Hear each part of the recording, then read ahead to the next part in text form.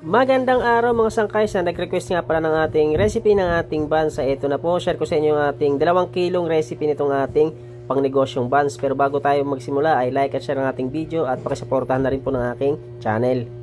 At ito na yung mga ingredients na ating gagamitin. Ayan, asukal.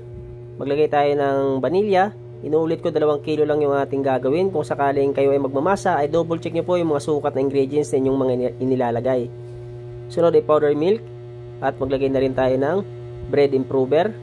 So napakahalaga mga sangkay na ang mga ingredients ninyong ilalagay dapat ay eksakto yung sukat, kasi kung sakaling magkakamali kayo sa sukat ay may posibilidad po na hindi maganda ang kalalabasan ng ating tinapay. At naglagay na rin tayo ng shortening at margarine. Sunod na natin ang tubig. Kung sakaling gagawa lamang kayo ng pangmerienda at marami sa inyo yung 2 kilo ay pwede nyo po yung hatiin lahat ng sukat ng mga ingredients para makagawa kayo ng 1 kilo. So bali yung 1 kilo ng buns mga sangkay ay marami na po kayong magagawa niyan.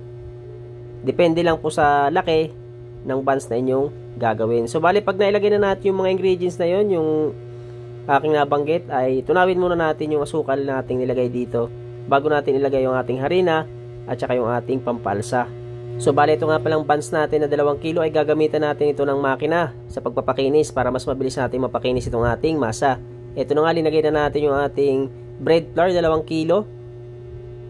At nilagay na rin natin yung ating yeast. Huwag nyo kakalimutan yung pampalsa mga sangkay, dahil kapag wala kayong yeast ay hindi po lalaki yung ating tinapay. Kahit magdamag yung palsahin yan ay hindi na po talaga aalsa yan, dahil po ang yeast ang nagpapalaki ng ating tinapay. At dito sa punto na to ay bubuhin muna natin itong ating masa bago natin idaan sa ating dough roller. So bali kung sakaling kayo ay walang dough roller ay pwede naman po kayo magmasa nito mga sangkay ng mano-mano. Pwede nyo itong masahin ng mano-mano. Magdagdag lang lamang kayo ng liquid para mas malambot dito, kasi kung ganyan katigas ang ating masa at mano-mano natin gagawin para mapakinis ay medyo po may kahirapan dahil medyo matigas pa po yan.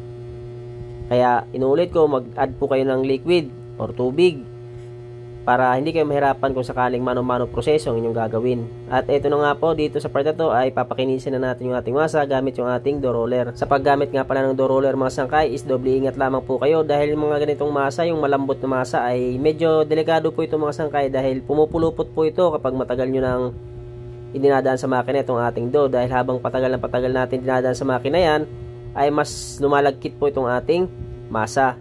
Kaya doble ingat po kayo kung sakaling kayo ay baguhan pa lamang po. At dito sa part na to, kapag napakinis na natin, kaya kung papansin sobrang lagkit mga sangkay, no? Dumidikit pa sa ating palad.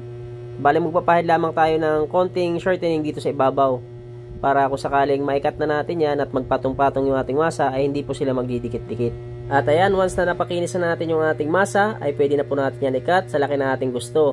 So bali dito sa aking ginagawa mga sangkay ay ang bawat putol ko dyan ay nasa 30 to 32 grams. So bali yung ating buns is 6 na piraso, papatak po yan ng 180 to 192 grams ang bawat isang buns. Kung sakaling gagawin nyo ito para pang negosyo ay wag na wag nyo kakalimutan ng mag-costing. Napakalaga mga sangkay na alamin nyo yung naging puhunan para alam nyo kung magkano yung ibibenta ang inyong produkto. Dahil sa pag-negosyo mga sangkay, maliit man yan o malaki, hindi pwede yung hula-hula lang na tama na itong ganitong presyo, hindi na siguro tayo lugi sa ganito. Hindi pwede mga sangkay na naguhula-hula lamang tayo kung kikita ba tayo o hindi, dahil sayang naman yung ating hirap, yung ating pagod, di ba, kung sakaling wala tayong kikitain.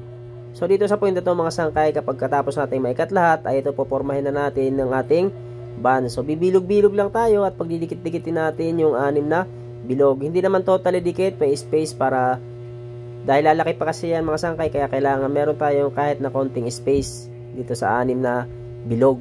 So tingnan nyo na lamang po sa video kung paano ko ginawa o isinilansan itong ating mga binilog na masa. So ganyan lamang po kasimple yung pagporma natin o pagbilog ng ating buns. Yan yung ating buns mga sangkay.